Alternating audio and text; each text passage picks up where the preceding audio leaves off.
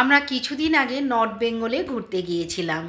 গাড়ি নিয়ে কলকাতা থেকে আমরা শিলিগুড়ি পৌঁছে গেলাম। সেই দিন শিলিগুড়ি রাত্রিবেলা আমরা সেখানে ছিলাম হোটেলে, মৈনাক হোটেলে। পরের দিন সকালবেলা আমরা রওনা দিলাম পাহাড়ের দিকে। প্রথমে আমরা গিয়েছিলাম ল্যাপচা জগৎ, সেখানে একদিন ছিলাম। সেখান থেকে ঠিক করলাম কোথায় যাব। আমার আবার মিরিকের রাস্তাটা এতটাই ভালো লাগে, দুদিকে চায়ের বাগান, একদিকে পাইনের ঝাড়, এইরকম প্রত্যেকটা পাহাড়ই যেন সবুজে মোড়া, শুধু চায়ের বাগান দিয়ে। তাই আমার মিরিকের রাস্তাটা প্রচণ্ড ভালো লাগে। তাই আমি তোমাদের দাদাভাইকে বললাম যে আমি মিরিকে যাব। তো মিরিকের শুরু করলাম যাত্রা। দেখো পুরো মেঘে ঢাকা রাস্তাটা, একদিকে পাইনের, দুদিকেই পাইনের জঙ্গল, একদিকে ঘন একদিকে একটু হালকা। আমার বেশ ভালো লাগে। রিতার খুঁটিনাটিতে সকলকে অনেক অনেক স্বাগত।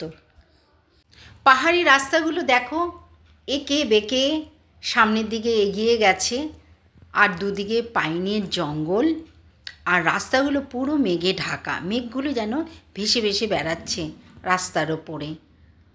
ভীষণ ভালো লাগে। আমার নর্থ বেঙ্গলটা এত ভালো লাগে আমি কাউকে বোঝাতে পারি না। কিছুদিন পর পরই মনে হয় নর্থ বেঙ্গলে চলে যাই, শুধু পাহাড়ের দিকে তাকিয়ে বসে থাকবো। দেখো আমরা রাস্তা দিয়ে যাচ্ছি, একটাও কোনো লোক নেই, মাঝে মধ্যে দুই একটা গাড়ি যাচ্ছে, আর চারদিক নিস্তব্ধ আর সবুজে মোড়া। আর মিরিকের পাহাড়গুলো যেন চা বাগান দিয়ে পুরো ঢাকা, সবুজ কার্পেট ফেলা।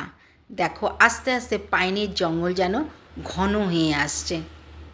আমার এই দৃশ্যটাই ভীষণ ভালো লাগে। শুরু হয়ে গেল চা বাগান। দেখো পাহাড়ের, প্রত্যেকটা পাহাড়ের মাথার ওপরে সব চায়ের বাগান। আমার মিরিকের রাস্তাটা ভীষণই ভালো লাগে।